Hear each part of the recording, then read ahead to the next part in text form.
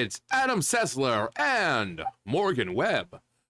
Morgan Webb, the woman of X-Play who no one hears anything about because she doesn't do anything controversial. So Adam Sessler, meet the Sess. The fun stops here. Adam Sessler thinks Alyssa is too crazy. Now, this is a dude who, during that whole Frosk thing, he was one of those people who were like, "Yay, go Frosk!" And apparently now he also at around the same time I think he was like wishing death upon his Republican family members. Like, this dude was just absolutely insane, and he's coming out saying now that apparently Alyssa's too crazy for him. Come on. Adam Sessler's redemption arc, calling out Alyssa as too extreme even for him. Adam Sessler, former co-host of the iconic and unfortunately ill-fated X-Play. I loved X-Play. I loved it. It might have been stupid. The Breakfast Club parody episode, amazing. That was great. You had your little co-host, had Johnny Extreme on the episode, those episodes where Adam was apparently hosting his own late-night TV show called Meet the Sess. There was the Japan episodes with the English with Shad Grimgravy, which was kind of like Wilfred Warfstache before Wilfred Warfstache. He had the stupid little mustache and he talked a little funny. Happiness for 1 cup of spoons. So X-Play was great. You had Link. You had the interns, but X-Play was really, really good. And then it just poof. And then it poofed. And then, it's like, oh, I wonder what happened to these people. You don't hear anything about Morgan anymore, but then suddenly things with Adam start popping up, and it's like, dude, this guy's freaking crazy. He's freaking crazy. And not the good kind of crazy. But I loved X-Play. And there's the one episode I always remember because it was so stupid and ridiculous is they read like emails and stuff that they get. Someone sent them an email or to Adam, and it said that, "Adam, your shirt are so ugly my dick falls off and run out the door." And obviously as a kid in high school there was a lot to take in, but yeah, I miss that show. The X-Play, Attack of the Show, whatchamacallit, oh my god, Cinematech, was it Cheat with Diane Mizoda? Great shows. I think they had Cops on there, which was weird. But X-Play of the G4 network has been a divisive figure in the gaming community in recent years. Put it nicely, once heralded as a voice of reason in televised video game journalism, Sessler's fall from grace seems spectacular, with public meltdowns left and right and rants leading many, including myself, to question his sanity. Yeah. But in an extremely unexpected twist, the Sess has come back. The fun stops here. If I cared about your opinion, you'd have a television show. More X-Play stuff that no one remembers just kind of proves that I did, in fact, watch X-Play all the freaking time. It now seems that Sessler might be embarking on his redemption arc. His latest comments on, of course, Blue Sky about Alyssa, the controversial former cam girl and Kotaku journalist. Oh, JT, I see what you're doing there. Because it's not, there's really not much she can do about that because she can't hit you with defamation because she is a self-admitted former cam girl. So Not defamation when she outright admitted that that's what she did. Defamation would be making that up and saying, oh yeah, she was a cam girl. No, she's self-admitted. She admits, she acknowledges and happily acknowledges that she was a cam girl. So, JT, you clever bastard. I think it's also showing that JT just doesn't care anymore.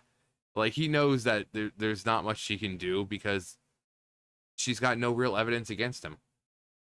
Oh, you cheeky bastard.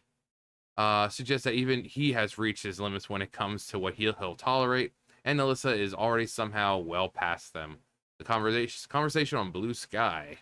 The discussion began innocently enough with a post from Rick, known for his Bloodborne fandom, reminiscing about the rise and fall of once beloved gaming blogs and Kotaku specifically. Rick, who persistently remembers Bloodborne, that joystick clown from last night, and me thinking of the rise and fall of once beloved game blogs and Kotaku, absolutely takes the all-time cake of lamentable failure. I mean, yeah, remember back in the day, Kotaku used to be a reputable source of gaming news or pop culture news. Now it's just, oh my god, the top 10 games that made me realize my sexuality. How this character is a queer icon, and we are here for it. You know, just stupid crap. Yes, Dragon Age the Failguard was a bad game, but here's why it succeeded. You know, stuff like that. Stuff like that. It's you know, it was a reputable source. Same thing with IGN, Polygon, all those other sources. They used to be reputable. And the go-to place for gaming. And I think for IGN, it started with that whole too much water thing. And it just seemed like it was that was that one little bit of snow, and then it just started to snowball down from there. Too much water, come on, man. Up from the Totilo era, it was actually a badge of honor for a studio to have a puff piece written. Yeah, again, they were reputable sources. They were actually reputable sources. This came with Adam. My god, yes. It was where the conversation for the day started. They would drive me nuts frequently, but they were real, but they were for real and not a stinking sight of shit and supposition it decayed to. What was right? Is that because of my thing, or is it just blurred? Oh god, please. That's weird. Yeah, the whole midnight lizard thing just it works weird. I don't know why. This prompted Daryl Best to steer the conversation towards Alyssa, formerly one of Kotaku's most controversial figures. Well, look at Alyssa Merchant. Put the publication. But look at bullshit Alyssa Merchant put the publication through by supporting anti-Semitic morons on Twitch and that whole shit show over there. Adam comes in. I actually don't know anything about her. I paid no attention to the bullshit factory that is Enthusiast Press after the new G4 fell apart. Not gonna bother saying that. She supported a lot of anti-Semitic BS on Twitch, with support Palestine and Hezbollah, blah blah blah blah. The higher ups forced her to buy out her contract, i.e., get fired. Then there's another battle on whole DEI stuff with YouTube grifters that brought a lot of negative attention. Doing some digging myself, and good God, how long did they let her fly her National Socialist colors? F the gaming press 5 times more than they already should have been effed. The exchange concluded with Daryl commenting on Alyssa's ongoing legal battles, referencing her lawsuit against me, JT, for daring to actually cover gaming news for the gamers.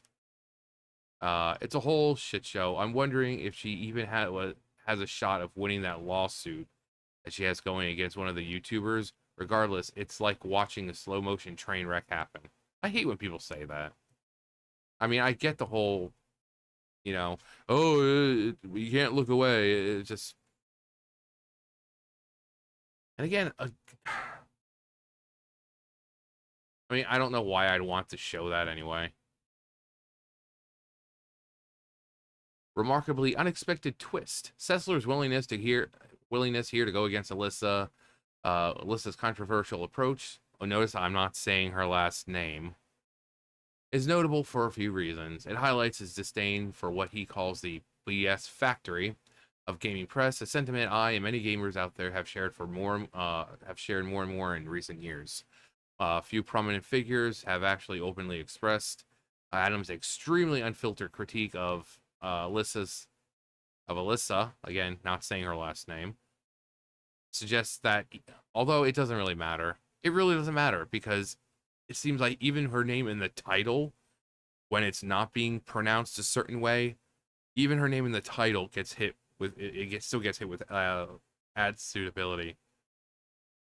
So I think her name just is in the thing, and just triggers the system because every single time I can have this video where I swear up a storm. I can swear up a storm, but her name in the title, even if I don't have her full name or swear the entire video, always gets hit with ad suitability. Every single time. There's not been one time where I've talked about this woman where it hasn't been hit with ad suitability, despite I could make like 5, 6 other videos the same day, swearing like a sailor. They all got monetized, no problem. But her name, nope, ad suitability every time.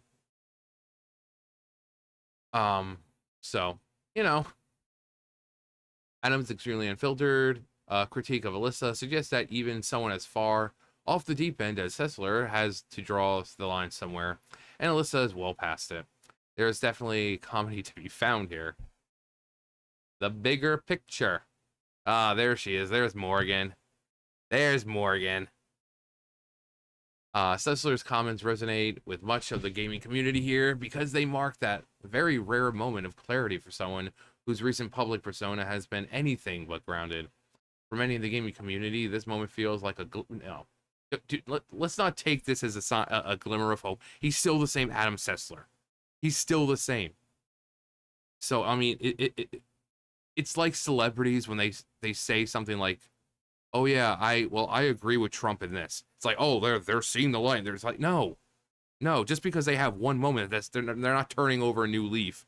They're not going to suddenly switch sides or see things differently. He's still going to be the same Adam Sessler. He's just saying that Alyssa is just a little too crazy for him. I mean, there's no redemption arc. There's no glimmer of hope. He's going to be the same Adam. So,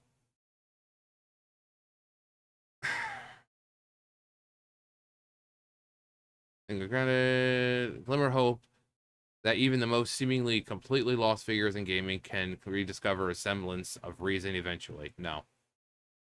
The Alyssa saga has become emblematic of a broader issue in gaming journalism that I've touched on quite a bit in recent months, where controversy often overshadows actual credibility. Sessler's pushback against Alyssa here, and Kotaku by extension, feels like a much-needed check on the industry plagued with narcissism, hypocrisy, ideology, and a departure from his authentically raw journalistic roots. And that's how we like it. We like it raw. When it comes to journalism, I mean. Um, when Sessler thinks you're crazy. That's from Stuttering Craig. Yeah, when you've got Adam Sessler like, oh yeah, this woman's too crazy. That's saying something. Again, this dude was wishing death upon Republican family members. So this dude is freaking insane. And even he's like, yeah, this Alyssa chick, this girl be cray cray. Maybe Senator's turn. No, it's not. Let's not get ahead of ourselves. Exactly. I hate to build this all up. Just well, then don't, because it's not redemption. It's not a glimmer of hope. It's not. He's not going to go through a spiritual reawakening. He's the same. It's just we know his breaking point or his limit now. Still gonna be the same Adam Sessler. Uh, Perhaps Sessler's redemption arc is just the beginning. And as if Adam Sessler, once thought to be irreparably off the rails throughout the entire community, can see through all this nonsense, maybe there's hope for the rest of the Lost Journos someday as well. Given that you're willing to willing to forgive and move on, that may just be a bridge too far. For most folks at this point. Well, I didn't realize Daryl Best was so eloquent and rational. Good to see.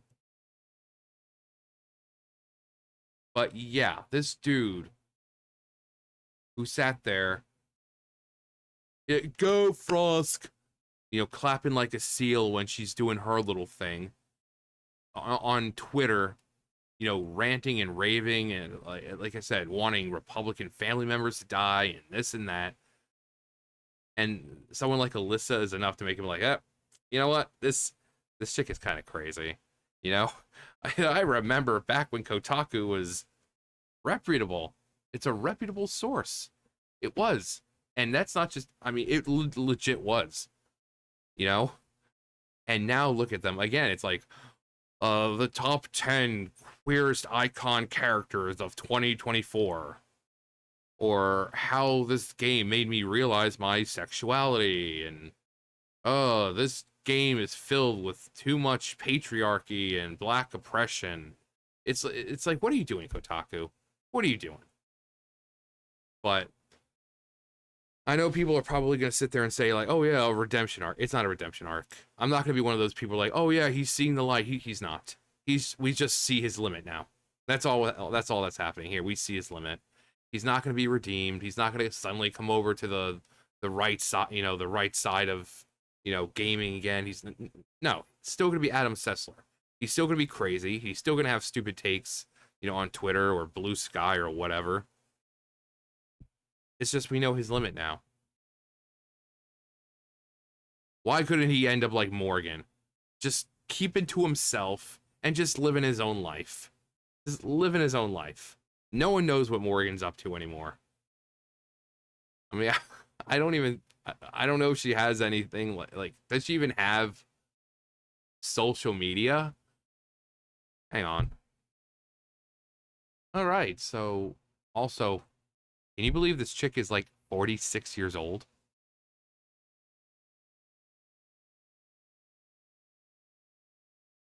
Sad to hear the passing of Rip Taylor. Wow, yeah, my X-Play career. So it seems like she doesn't really post. There was this. So yeah, it doesn't even seem like she really posts anything. Great. Golden Girls. Chia. It's Sophia and the Chia. So Chia. Get it?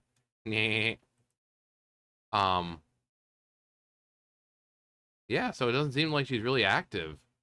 Just living her best life. What? Shut up. No hearts past this point. Shut up. But yeah, 2006, Robert Reed for spouse. 46 years old. That's insane. Where does the time go, man? Where does it go? But yeah. There's no redemption here. There's no light at the end of the tunnel for him. It's just we know his limits now. If there was like some kind of major turnaround, not just for him, but the people, like Otaku, if they suddenly turned around and just was like, oh, you know what, we're gonna go back to being a reliable source of gaming news and reviews and all that, I think the world just might come to an end. But that's not gonna happen. So anyway, yeah, it's a shame. I mean, even on X Play, you could tell he wasn't always there, but being in high school was just a lot more entertaining. But yeah, Adam Sessler, we know his limit now. Anyway, that's gonna do it for me. You guys know the drill. I'll see you guys later. Bye, guys.